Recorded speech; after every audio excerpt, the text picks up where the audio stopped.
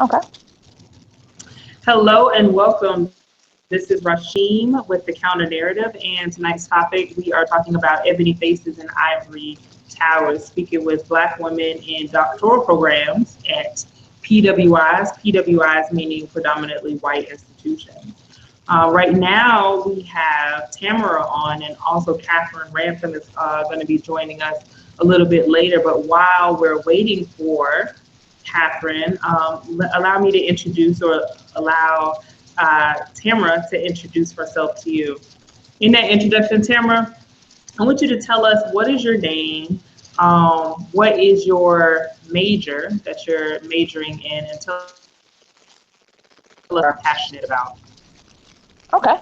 Well, my name is Tamara Payne, and I am actually a graduate of a predominantly white institution in terms of a doctoral program. I received a doctorate in educational leadership with a minor in higher education administration from a joint program between the University of Alabama and the University of Alabama at Birmingham.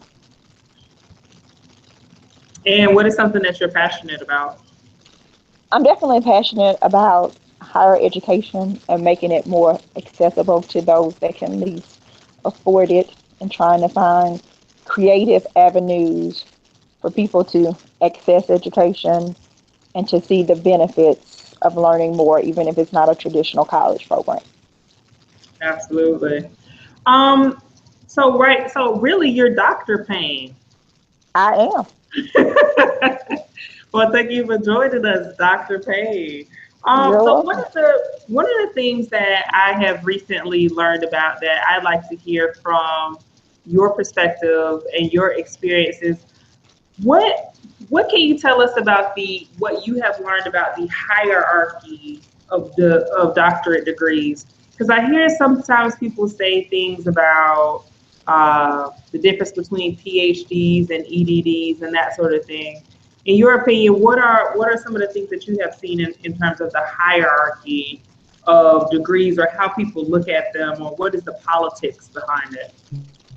Well, traditionally, a PhD is seen of in higher regard than an EdD because it's more intensive. So I have a PhD, so that actually involved taking some additional coursework versus getting the EdD. And when you are writing your signature, if you put doctor in front of your name, then it you don't have to specify whether it's EdD or PhD. So you would typically only specify if you're putting it after your name. In my field, because it's in education, the pay is the same whether you have an EdD or a PhD. Oh, Whereas I I know see. in the academic field, then sometimes there is a pay difference in terms of four-year colleges and universities, because I'm actually at a two-year school.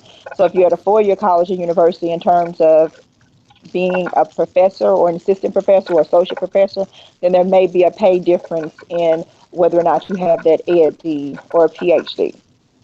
I see. Okay. And I see Catherine has also joined us. Hello, Catherine. Oh, can she hear us? Oh, does it look like she still can't really hear us now? All right. Well, it sounds like she is working that out. And while she is working that out, one of the questions that I want to ask you, I know that a small percentage of just Americans in general have doctorate degrees, and then it gets smaller when you look at women, and then it gets smaller, the number of it, when you look at Black women. What was one of your motivating factors behind wanting to get a doctorate degree, period? I had actually received my bachelor's and master's and was working as a mental health counselor. And I went into the social services field with that whole I want to save the world attitude. And then once you get into the sector, you realize that unfortunately you can't save everybody. Sometimes the best you can do is to help them maintain where they are. And I Mm, wanted to be in a field where I could see a beginning and an end. And I got married right out of college, and so we were expecting a baby at the time, and my husband told me, realistically, we can't afford for you to just quit and stay home. So let's mm-hmm. think about other things that you could do besides mental health counseling, where you can see that beginning and end and still help support our family.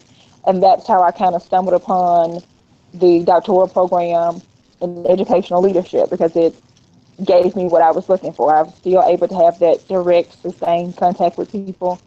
It was still built upon my bachelor's and my master's degree while still fulfilling a need that we had for me to work. Mm-hmm. What does it mean to you to be a Black woman with a doctorate degree? I am the first person in my immediate family to graduate from college. My mom had a GED. So it definitely meant a lot. My mom and my dad both stressed the value of an education, and I saw how hard both of them worked. And she always said, you know, what some of my friends' moms have said, you go to school and you'll never have to rely on anybody to support you. You'll be able to support yourself. And what you learn, nobody can take away from you. It dies with you. So it definitely meant a lot for me, and it meant a lot for her to see that even though she didn't finish school, she raised two kids who did. So my younger sister is actually working on her PhD in nursing. So in a generation, you had individuals that went from a GED to doctoral program. So it definitely meant a lot. I will say sometimes it can be disheartening because in the area that I work in, we've had people come in and they're like, I'm here to see Dr. Payne. And they don't immediately come to me. They may come to somebody who's Mm-hmm. not African American. And so Mm-hmm. I'm like, okay, you know. So I said, and then, but my coworker's always gracious. You know, she'll say, this is Dr. Payne. And then Mm-hmm. you have that whole awkward silence. So it definitely means a lot, but it is a Mm-hmm. little disheartening when people come looking for me and it's like, surely she can't be Dr. Payne. Right. Huh. That's interesting. So you mentioned a little bit about you being kind of first generation. Tell us a little bit about navigating, that space and what kind of helped you navigate being first generation doctoral, you know what I mean, in your family. What does that look like? What has that looked like and been like for you? Definitely in my immediate family, it was, I'd received a lot of more support. You know, everybody was definitely proud, and it's one of those things where people would introduce you and they naturally assume certain things about you because you have a level of education. So it was definitely a lot of pride there. I will say there were some things that were a little bit more difficult than some of my peers because I went to Auburn University for undergrad and grad school. Mm-hmm. So my experience was a little bit different from my roommates because when I got there, some of them, they were the second and third individuals in their families that were coming to Auburn University. So that was a legacy. And it was one of those things like, where do your parents go? And I'm like, oh, well, they didn't attend a four-year college and university, but I'm here. So Mm-hmm. your experience is definitely a little bit different because you know that you're paying for it on your own dime. You're on a student loan. You're on a scholarship. So failure's not really an option because you know what the flip side is like when you don't get an education. Right. What are some of the things that went into your decision around the school that you chose? Primarily, they offered me a scholarship. They offered me a partial academic scholarship, and it was the only way college was going to be affordable. And it also gave me the opportunity to leave home. It was less than an hour away from home, but I would still have some measure of independence. Um, so definitely because it offered me a scholarship, some level of independence, and because in Alabama, the schools that are known are Auburn University and the University of Alabama. So I knew it would be well known in our area, and I thought that it would be a little bit easier to find a job post college because the school was so well known, especially if I stayed in Alabama. Hmm. Being a Black woman in the doctoral program at a predominantly white institution, how did you have mentors? What were those relationships like? And I'm sure some people may be interested in too how to cultivate mentorship relationships. If you have any type of insight on that, can you speak to also the significance of having a mentor? I would have loved to have a mentor, but Mm-hmm. I did not have one. Mm-hmm. I was the youngest person in my doctoral program. So when I started my doctoral program, I was 25. So you have a 25-year-old African American, and then the age range went. I think the next person closest in age was also African American, but she was also younger than 30. And then Mm-hmm. we went from there to mid 40s, 50s Caucasian individuals that were already in leadership type positions. So they were there to get the icing on their cake. We were there so we could get a piece of cake. Mm. So our motivations were different. And I wanted a mentor. Mm-hmm. Unfortunately, I thought that at the time that one of my African American instructors would have ended up being a mentor. But Mm-hmm. instead, I think she saw, because I was young and I was married, she thought I had too much on my plate. So she actually went to the chair of the department and said she had concerns about me finishing the program. And that was further motivation, because I'm like, you just shot me in the foot. Just because I have all of this on my plate doesn't mean that I can't do it. It just means I'm more motivated than everybody else in the program who's already in a leadership position. And I finished my program 6 months early. And most of the people that started with me ended up being all but dissertation, because I was motivated to do it for my family, whereas they were motivated to do it just to say that I have a doctorate when I'm near the end of my career. Right. Motivations definitely play a role in it. And it's interesting, the story of the woman that you're speaking of, because she probably thought she was doing the right thing or doing you a favor. I'm looking out because, she's predetermining what you can and cannot handle. And I think sometimes people tend to do that. They tend to put certain limitations on what you can and what you cannot do. I agree. And it just so happened the day that I was defending, I went to Hmm. wash my hands and I ran Hmm. into her in the restroom. Wow, what was And that like? I told her what I was there doing, and she hugged my neck and told me congratulations. That was that added boost I needed, and I went in and did my defense. So I said that was Awesome. divine intervention. Hmm. Tell us, what are some of the challenges that you have experienced in, like right now you are Dr. Payne, but you haven't always been Dr. Payne. What were some of the challenges that that you went through, whether it's from when you first filled out the graduate application, some of those challenges from that point all the way up until now in pursuit of your doctorate degree? Well, definitely the challenge was trying to work full time and then trying to finish school. Because the deal that my husband and I made was he was working on his master's the same time I was doing my doctorate. He was going to stagger his master's, and the only way we were going to do it is if we could do it without a sitter or somebody saying, "Don't go to school now. Now you have a family." So we knew that it was going to have to be done between the two of us. So I couldn't have done it without him, because it took him almost an extra year to get his master's so that I could take more courses and finish my doctorate a lot sooner. I will also say that it was beneficial, even though some people like having kids doesn't work. I think everybody has different motivations to finish master's programs and doctoral programs. And for me, if I wouldn't have had my daughter, I wouldn't have had that extra spurt of motivation, because I told myself that I'm doing it while she's young. She won't remember. Mm, Whereas if I'm doing it when she's older, she'll know if I'm studying instead of spending time with her or missing her games. So mm-hmm. that helped me, because I'm like, I'll get it over with before she starts to formulate memories. Um, Right. but it was hard, because you do feel guilty.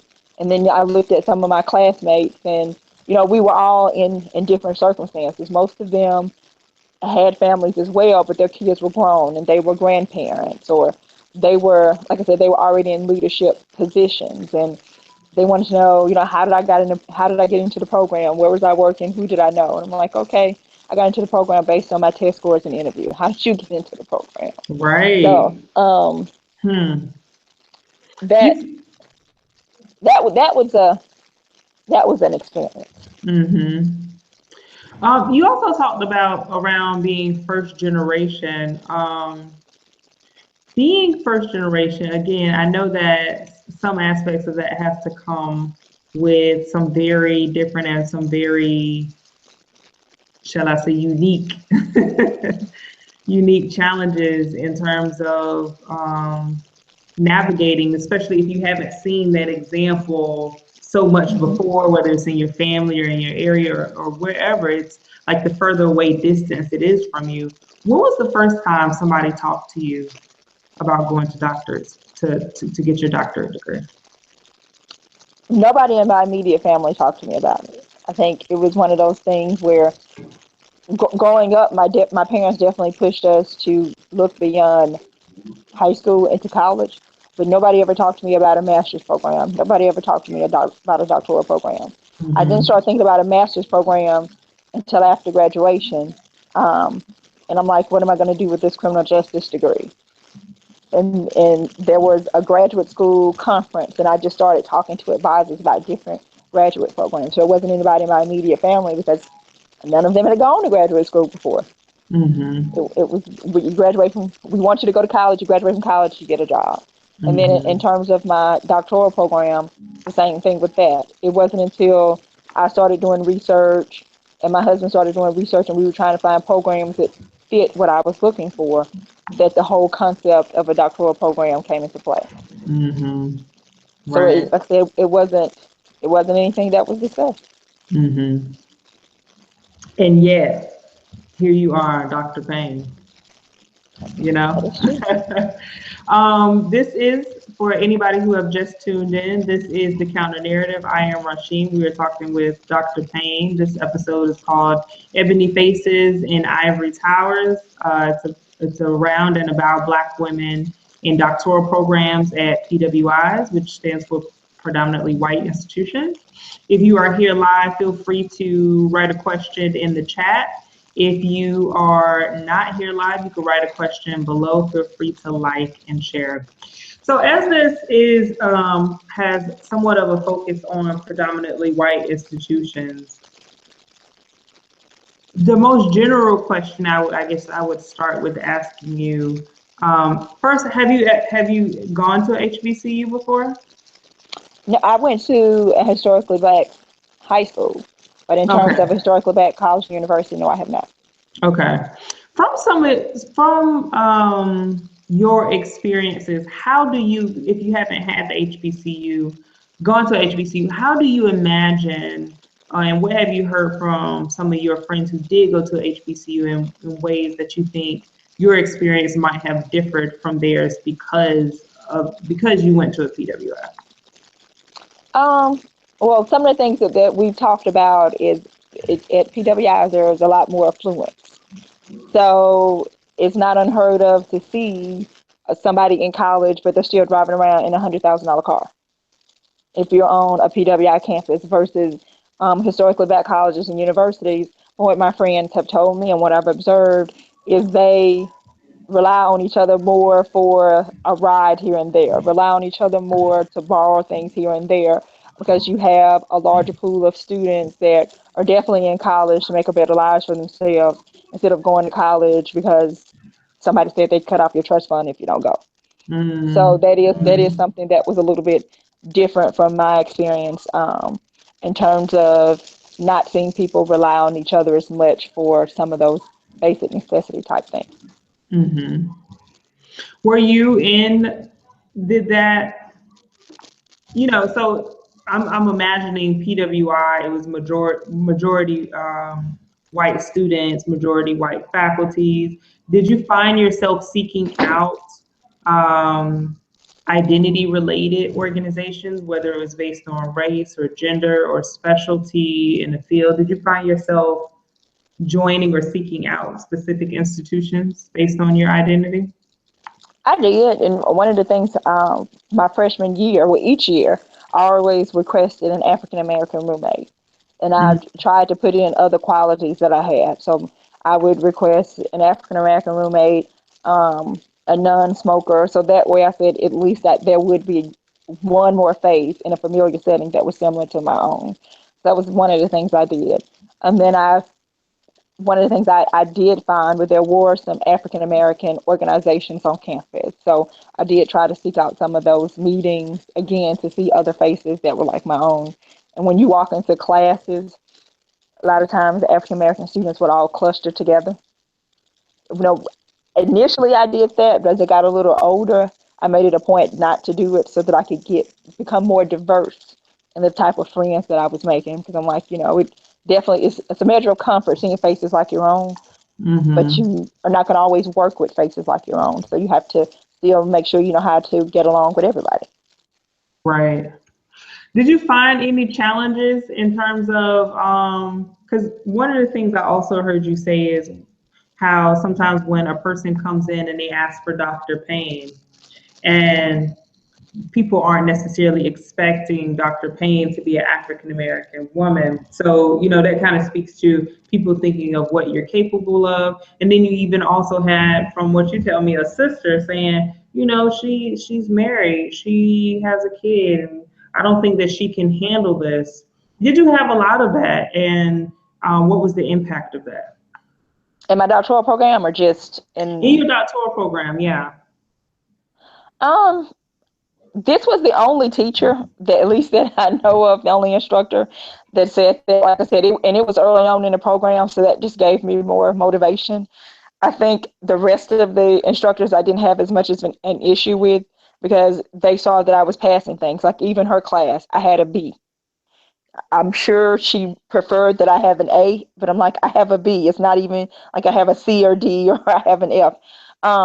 But especially once I started passing things like passing comps, and there were some of the individuals that started the cohort with me that didn't even take comps, like they didn't show up, and we were all supposed to take it as a cohort. Then I think Mm. that's when people saw how serious I was. And even when I was putting my dissertation together, now that is when I won't necessarily say, well, I guess you could say it was a mentor, when somebody did give me a good bit of advice, and I really appreciated it. They said, before you take a certain class, it's a specific class that you take where you write the first 3 chapters of your dissertation. And this individual told me, they said, meet with who you want to be the chair of your committee and get their buy-in in your topic, and go ahead and do your proposal before you get into this class, because the person who teaches the class may not be on your committee, and this is where a lot of people get stuck, and I don't want to see you get stuck. And that was a huge piece of advice, and I followed that suggestion, and I think that was one of the things that helped me get through the program. And that was actually another African American graduate that gave me that bit of information, Mm. Mm-hmm. because she saw that that's where people got stuck, and I was headed into that class. Mm-hmm.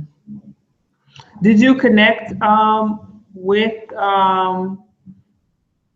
did you connect with other? So to me, that speaks to some level of mentorship. Yes. Even if it was not on it, not all the way, and not super formal, what have you. Did you connect with other people like that kind of help you through the process? Like, what do you credit your success through the process of the program? Of course, all of your success comes from, in terms of your work and you getting a degree, you did the work, you put in the time, you studied. What was the social navigation? What do you credit that success with you being able to socially navigate those spaces wherein you have one professor who may not think you may be up to the work, or people in general may not think that you should be in a program, or you're in an environment where people are driving $100,000 cars that don't have any impact on you socially, because you have these race, class, gender things that impact the environment. Tell us about that. Um, I will say one of the things is, I see a lot of opportunities as a time for me to learn and for others to learn. And I think the very fact that it was an educational structured program and open dialogues were encouraged, that helped socially. Because if we didn't have, I wouldn't have had instructors that encouraged the open dialogue, then I think it would have been a lot of misunderstandings. For example, we had a class on diversity where we were talking, and we were talking about experiences with racism. And again, as I mentioned, I was only one of 2 African Americans in the cohort, and some non-African Americans were trying to share their experiences with racism, and one individual said, well, my grandson is adopted and he's Asian, and people always go, well, he's so smart. And I was like, okay, this could definitely be one of those times where I could keep my mouth shut. But I'm like, no, they encourage open dialogue. And I explained to her, that may have made you angry, but that's a positive stereotype, because they're stereotyping Mm-hmm. your grandson as being smart. Mm-hmm. So it makes you angry because it's a stereotype. Mm-hmm. But racism is more when the stereotype or the generalization is based on a negative persona. Mm-hmm. And I like I said, I think that was one of the things that helped me get through it socially, because open dialogue was discussed. Because if not, I would have gone through the rest of that program not saying a word to her, thinking that we have absolutely nothing in common. I am African American at 25, she's Caucasian at 55, and there's nothing we can learn from each other. Mm-hmm. Well, So that I was think, good. No, go ahead. I'm sorry. now I was just going to say, I think it definitely depends on the program, Mm-hmm. but because of the way educational programs are structured, like that open dialogue really helped me socially. Mm-hmm. Mm-hmm. So we're getting to a point where we can kind of wrap up. But before we go into the wrap up, I want to know: is there anything about being a Black woman in a predominantly white institution, even more specifically in a doctoral program, that if you could go back and tell your younger you what anything, give her some advice, what would you tell her? I would definitely tell her to stick with it, that in the end, it is 100% worth it. And I would tell her the same thing I tell my daughter, that when you have to work harder for something, it makes achieving it even that much sweeter. So even when somebody walks in my office and they're going to my coworker and saying, "Hey, Dr. Payne," it's even that much sweeter when I see the look on their face when she says, "There she is right there." And then they have to, eat a slice of that humble pie and say, because usually they'll look embarrassed or they'll say, "I'm sorry." Um, and that's even sweeter to me, because I'm like, okay, I have something that you didn't think I was capable of. With that, did it make you feel like you were constantly having to prove yourself, in terms of, if you did feel like you have to try twice as hard, do twice as much, and do all of these things, did it make you feel like you had to prove yourself? Yes, it definitely did. Because sometimes you feel like whatever you say or do is that perception that the individuals around you are going to have of other African Americans. And so I didn't want them to think that I got into the program because they needed more diversity, or I didn't want them to think that somebody just gave me something. I wanted them to know that I earned it. So it did make me think more carefully before I ventured to answer questions and things of that nature, because I didn't want to leave them with something negative that wasn't just a reflection of me. It was something they're going to take back to them, to wherever they were originally from. Now, with that, with the also the idea that you don't want to leave them with anything negative, and you definitely don't want to leave them with a stereotype. Did you ever find yourself doing much of code switching or behaving in a way wherein wasn't necessarily how you wanted to behave at that time, but you were trying to avoid a stereotype? Yes, there were definitely some times when I had to, trying to think the best way to put it, when not necessarily bite my tongue, but when Mm-hmm. I had to change the wording around that I wanted to use so that I wouldn't come across as the angry Black woman. Mm-hmm. Um, and I find it in my experience sometimes that when you speak your mind, you come across as the angry Black woman instead of being somebody who's assertive and knows your own mind. And Mm-hmm. so I always had to make sure that I changed my wording around, especially if we were talking about something that was considered for more of a controversial topic, so that I wouldn't appear brash or angry, or try to soften my voice and throw a smile here and there, even when Mm-hmm. the conversation was so serious there really wasn't a need to smile, so that I wouldn't hear, "Well, don't get so mad about it. We're just Mm-hmm. talking." Mm-hmm. Right. I can, I can definitely relate. Definitely relate. And is there something about the process of getting a doctorate degree that you feel like everyone should know? Because this is, I was looking this up with my godson the other day, and I asked him the question. I said, "What percentage of Americans do you think have a higher education degree?" So he told me the percentage, and we looked it up, and I think it was significantly lower. I think it was like maybe 30%, 20, 30%, something like that.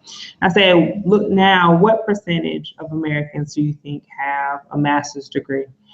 He thought it was something else. It ended up being, I think, 11%. And I said, now, what percentage of all Americans do you think have a doctorate degree? And I think we looked up and it was like 3%. So that's like 3% of all Americans at that time. I gotta, I'd have to look it up again. And then when you're coming from percent, that's already a small group. And then you add on the complex layer of your race and your gender for various reasons why that is. Various reasons because of whatever barriers that were there, being first generation. And I definitely can get and understand the need to, in some cases, feel like you may have to prove yourself because this isn't a space that people are always used to seeing you occupy. And I remember you mentioning earlier about the response or the different response that people have to you once they hear that you are Dr. Payne.